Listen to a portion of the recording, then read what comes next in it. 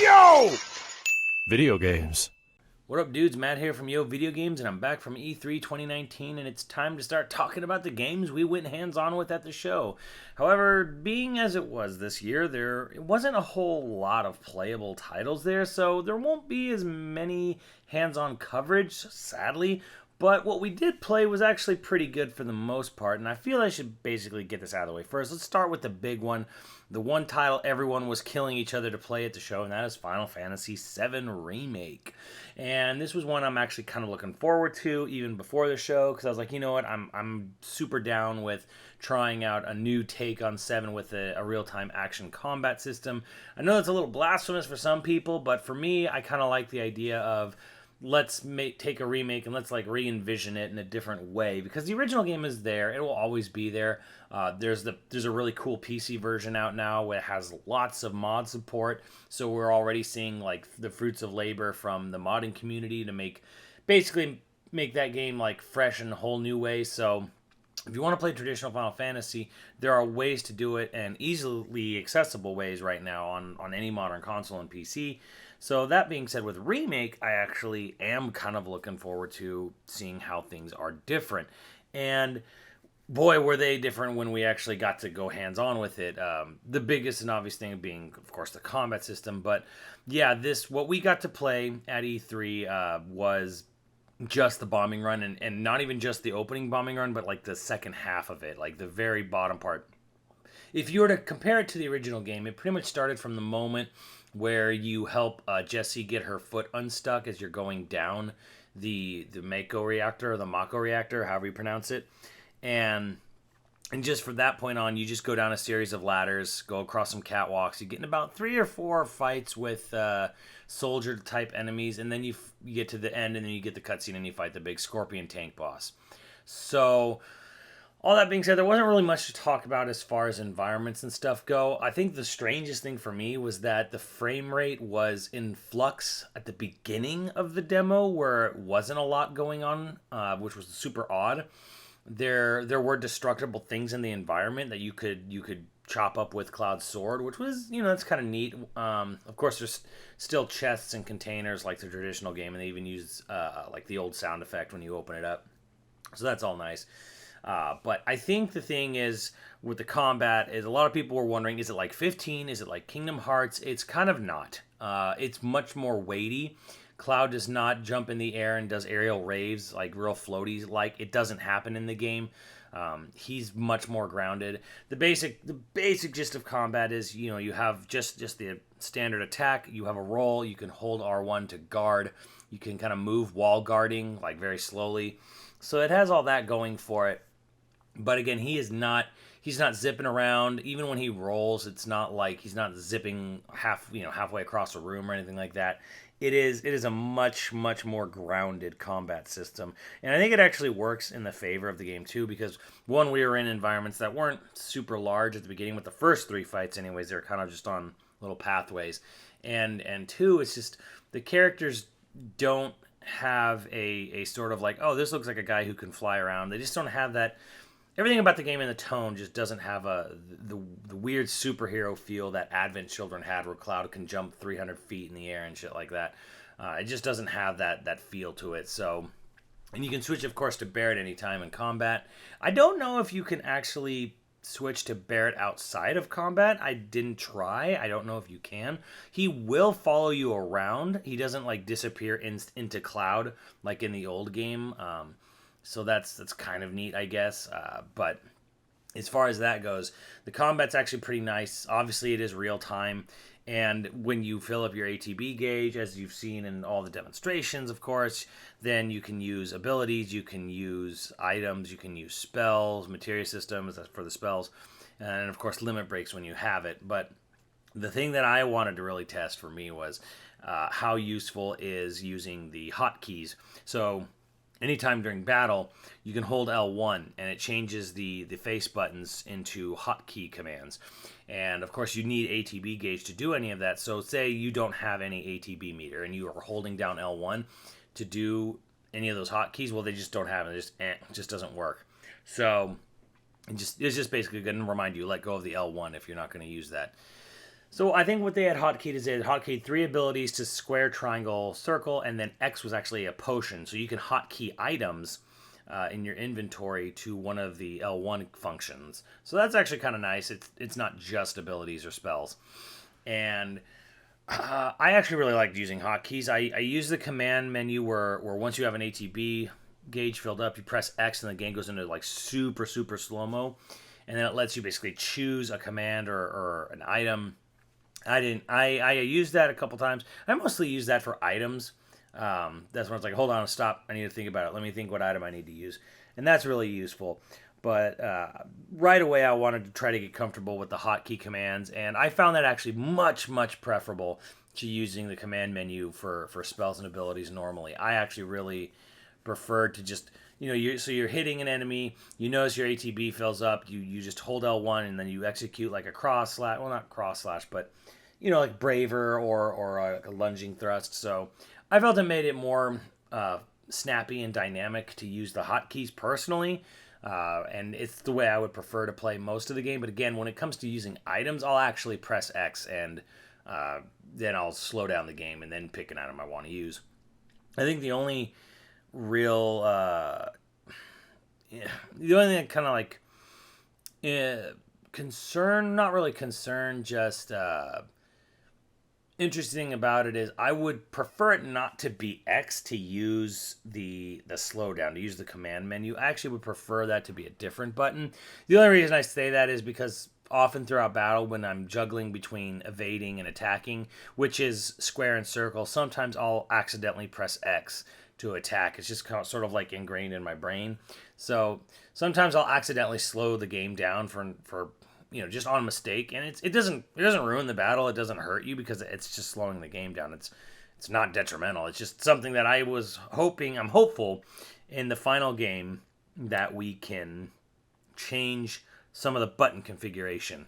Probably won't because Japan's not usually very hot on that, but I would vastly prefer dodge to be on, say, R2 than on circle. That's personal preference, and I don't know if we'll get that chance in the final game. It's really hard to say. Probably not would be my guess because I think they're very locked into what they're doing as it is, and you'll get used to it, and I certainly did over time. So I'm not too concerned about it. It's just I would personally prefer to maybe reorganize some of the buttons the way I see fit. But it's absolutely no game breaker. And of course, the big thing with this game is how dynamically changed the boss battles are, because now it's very cinematic. Obviously, there's multiple like say the Scorpion boss fight, and now it's more than just fighting him with his tail down or with his tails up. Now it's like this big cinematic flourish of a boss fight, and it obviously it looks really cool, and I really like the changing nature of the fight. I really like that, and I like the fact that when its tail is up, it like you try to find debris to run behind, so it'll blow up the debris. And I liked that the game actually gives you a really good reason to switch characters, because say for Barrett, sometimes you'll find enemies that are at a distance or like turrets or something, and switch to Barrett to shoot at them or do a special ability shot at them. You could use Cloud and you can use spells for long distance stuff. But of course, that'll require ATB, which fills up very slowly if you're not hitting things. So it basically it's a lot of thought went into this battle system. It wasn't just that they took a basic real-time combat hack and slash and just kind of threw it on. They actually thought about ways to make it engaging and ways to make you want to try out different characters and use different characters' abilities. And there's sort of like a linking aspect too, where if you both have ATB gauge, you want to you could use the slowdown menu to make it a little easier on yourself, but have Cloud do one spell or ability and then hit R2, have Barrett do a different spell or ability, and you basically combine it so like you kind of hit the boss. Say like you cast Thunder on the boss to sort of like stun it, and then have Cloud immediately follow it up with a braver hit. So it's kind of like this cool little, you can kind of use, I don't want to say Chrono Triggery, but you could use like linked skills together to really like hammer down the damage on the boss in particular. So that's a lot of fun, actually. And the boss does a lot more than just shoot and laser you. It'll pick you up and like it'll incapacitate a player, so you have to switch over to the other to try to free them from the boss's grip. it'll put like this weird shield barrier up, which I don't really know what we were supposed to do against the shield barrier other than just sort of wait it out. I couldn't figure out what was. I tried looking for weak points or looking for different things to hit, but I don't know. When the boss put the shield barrier up, it was like I don't know what to do. I just kind of like waited it out and then finished it off after that. But I mean, it was fun. That was the thing, was that the bombing mission is like a 3 to 5 minute event in the original game, and in this game it was a 15-minute scenario for half of it, so it would probably be like a half hour. So yeah, it went from like 3 minutes to 30 minutes in the remake, and since the remake is obviously going to be only in Midgar, and it's going to be fleshing out a lot of that in the characters in Midgar, it's going to be a lot different. I thought the voice acting was actually really good. I think that's another thing that's probably, I know Max has talked about it himself, but the banter between Cloud and Barrett, both in combat and out of combat, is very faithful to the original translation, or I should say original localization of VII.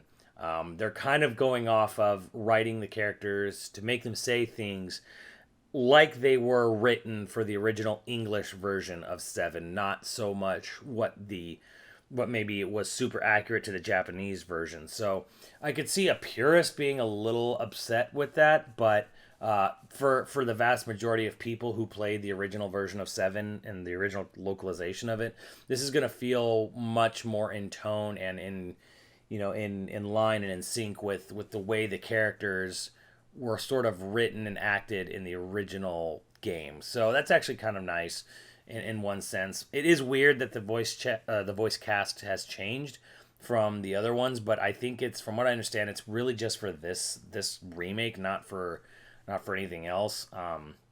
But I get it. They're trying to match how they wrote the characters for the original dub, or the original translation, or original localization. But it works out really well. Jesse's way more fleshed out.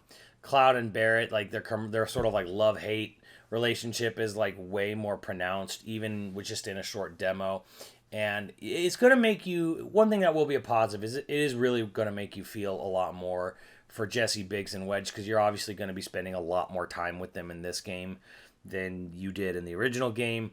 And that's kind of a nice thing about the remake that we're seeing just in little snippets here, is that we're going to be getting way more things fleshed out, and way more deeper look into both just the characters we know, and then the characters we don't, and just the general citizens and the day-to-day life of Midgar.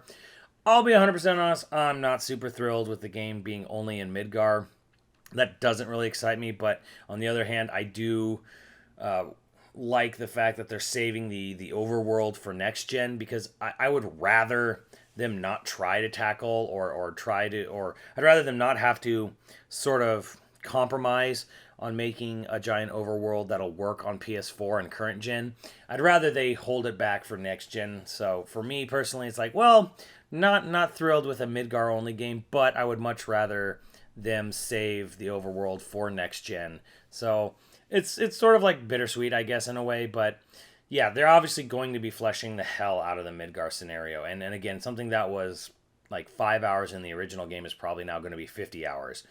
Because you could just take that, and that's just me just guessing from the 3 minutes of the bombing run to the 30 minutes it is now. Okay, so 5 hours to 50 hours. So that's how I'm just looking at it as it is.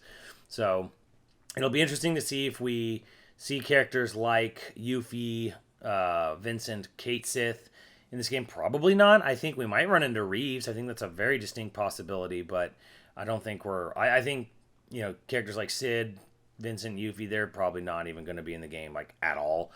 I assume Red 13 will probably be in the game, probably later half or even the last third, considering where you find him in the Midgar section. So it's going to be real interesting, I think, to see how that plays out. And I'm actually kind of excited. And again, I'm just happy that the battle system actually plays pretty darn well. It doesn't feel floaty. It doesn't feel unresponsive. It feels good. I think the boss battles are going to be a treat to see how because if we're just going off the first Scorpion boss, now maybe you are putting your best foot forward, but I imagine that considering that so much of the game, all of the game is going to be in Midgard, I imagine all the Midgard bosses are going to be just as crazily expanded upon and fleshed out as the Scorpion tank boss was. And that's an exciting thing because there's obviously there's plenty of bosses in Midgard. There's probably going to be brand new bosses in this remake, and it's all coming together actually pretty well. Like again, little framey at the beginning of the demo in some parts. It's got about 9 months to iron that out. It already looks very polished and looks very fit, and it feels like a very finished game already. So 9 more months of polish is going to be probably a good thing for the game. And yeah, I think it's actually turning out pretty well. Probably not as fully featured as we were kind of hoping when it was announced, like what 4 years ago. Considering it is just Midgard, but for what we do have here, it is fun to play. It looks really good, and it has good reasons for you to play around with other characters in your party and not just swing sword. Swing sword is Cloud, so I'm actually very impressed with it. Probably the best game I played at the show, and will obviously be looking forward very much to the final game when it releases. So that's how I felt about Final Fantasy VII Remake. If you played it at E3, you can let me know in the comments and let me know how you felt about it. And I will see you on the channel. Later, dudes.